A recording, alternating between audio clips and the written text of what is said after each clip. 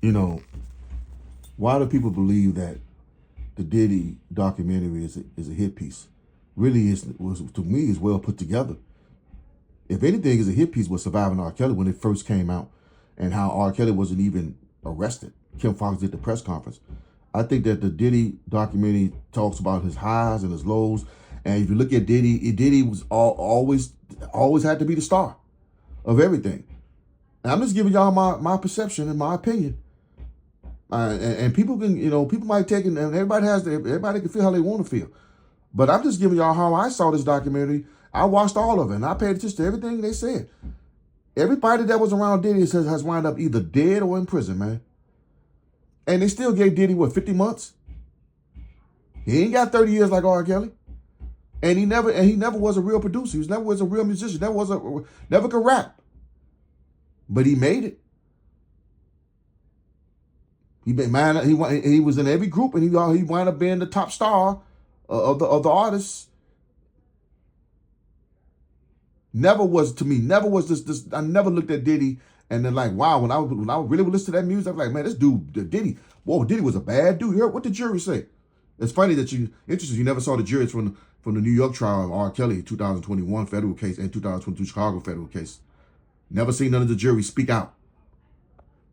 And to Keith Sweat saying that it's not cool to put, cuss words, profanity in R&B music. Because I know they try to throw shots at R. Kelly, man. It ain't cool to say use profanity, period, and put profanity in no kind of music. That profanity comes from jazz, and that profanity music and cuss words come from jazz and blues. It started with Lucille Bogan. She was born April 1st, 1887. She died. I think she died August 10th, 1948, sir. So you don't know nothing about music. You just want to put that on R. Kelly, using profanity in music. Really, Keith Sweat. See, you didn't got you almost 70 years old, and you haven't. You guys that don't want to give your life over to God, right? You want to continue to sing on stage until you croak, die a slave to your sins, right? But this back to the documentary. So you got everybody want to get Diddy the benefit of the doubt. A man who never really had no talent, right? But being a thief. I told you the industry is controlled by gangsters, thugs, thieves, perverts, homosexuals, demons, servants of Satan. Can you answer that question? What talent did Diddy really have? He wasn't a producer like Quincy Jones. Quincy Jones actually was a real producer who actually knew how to play instruments. Prince was actually a real musician who can sing, who actually can write songs, who actually can play instruments. Same with Barry White, same with Isaac Hayes, the same with R. Kelly, Marvin Gaye, Luther Vandross. These are real artists. I don't know I'm asking the question. That was really a well put together documentary. So tell me, 9 people didn't die because of Diddy what happened with the college situation? Kim Porter didn't die? I'm not saying Diddy had nothing to do with it. I'm just saying Tupac and Biggie ain't dead.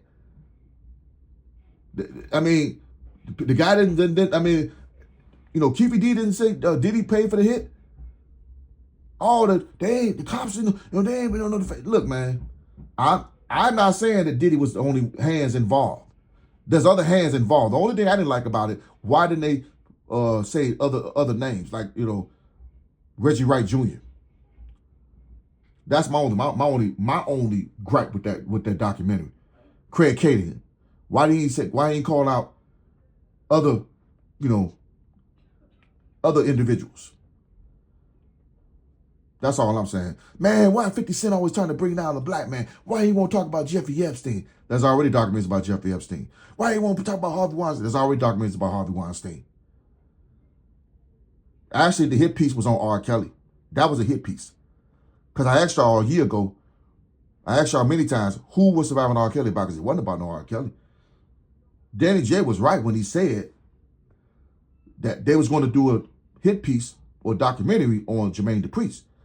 But people down in Atlanta put a stop to that, right? Russell Simmons. So what it was, they used R. Kelly as a scapegoat, whether it was blacks and whites, because there was a lot of perverts in the industry was doing really bad things, messing around with little girls, little boys, etc., etc. So they had to use R. Kelly, even though R. Kelly it fit the perfect time, the perfect storm. They wanted to get R. Kelly because R. Kelly wanted his masters, and they said, "Wow, you had the Jeffrey Epstein case coming up, and other people who was really messing around with little children. I'm talking about children, man. Sick perverts." So they had to use R. Kelly. The people already came out and said that they got paid for the hit piece of surviving R. Kelly. But you still got people defending and saying R. Kelly is guilty of being a pervert, even though you had a psychiatrist who came out. One of the top psychiatrists in America said R. Kelly was not a pedophile. So people are still running with this narrative about Robert Sylvester Kelly. But that's he or they. Was Michael Jackson evaluated when he was alive? Oh, I'm going to talk about y'all king, your God, your Messiah, Pastor Michael Joseph Jackson.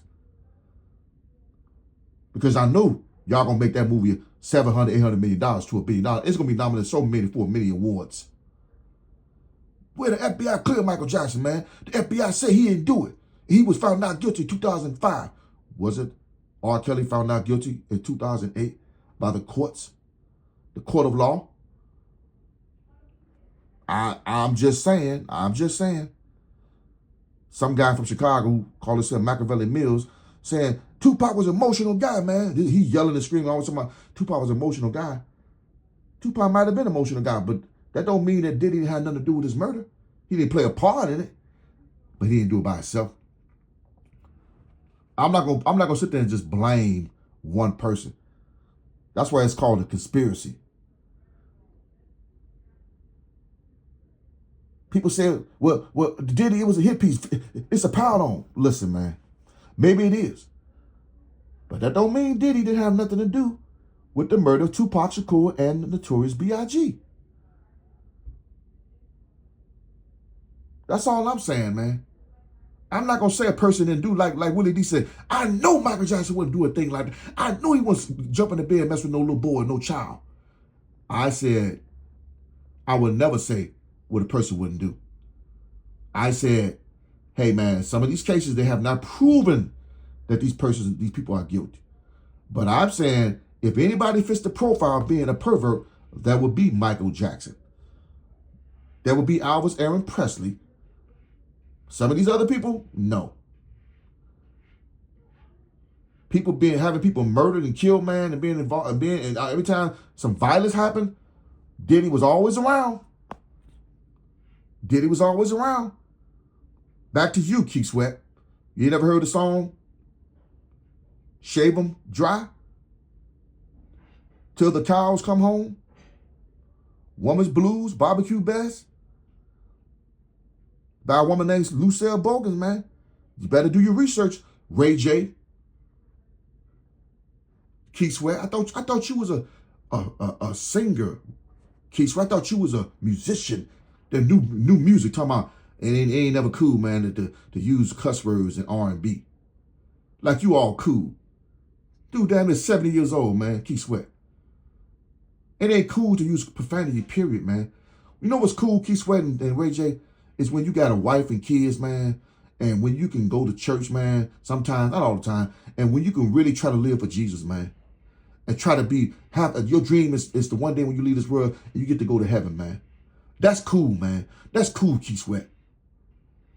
Not up here, man, talking about it ain't cool to put cuss words in R&B.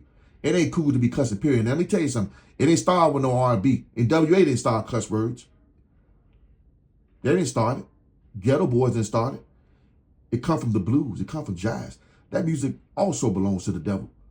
So don't try to make yourself look all good and sanctified, like you all good in that. Keith Sweat, like you ain't like this music that with the profanity come from R. Kelly. Like y'all always say, man, it wasn't nothing like the 60s and 70s music. They was real R&B music. Edie, I mean, talking about the real R&B music, soul music. Get on up out of here, man. Man, y'all are phony. You're fake. And your days, your days are numbered, man.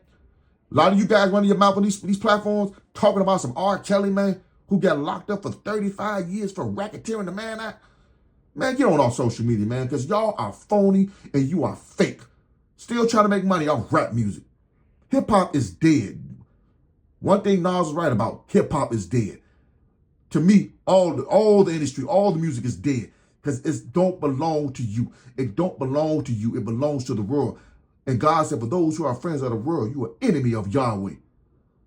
And I'm sorry, man, I went off a little bit here, man, because I'm just so frustrated with these people, man, who keep trying to brainwash our children to believe that this music is the right music to listen to, the blues and jazz and R&B and doo-wop and bebop. It's that music, all of it's bad. And trying to make it like Diddy, you want to defend Diddy and this and that. Man, if you're going to defend, you can't defend Diddy and defend Jay-Z and all these guys and defend Bill Cosby and then throw Robert under the bus. You ain't making no sense.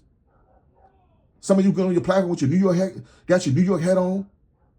Yeah, I'm New York, yeah, R. Kelly, man, yeah, R. Kelly, man, yeah, R. Kelly, yeah. I saw the victims and surviving R. Kelly, yeah, he needs to stay in jail. It's got to stop, man.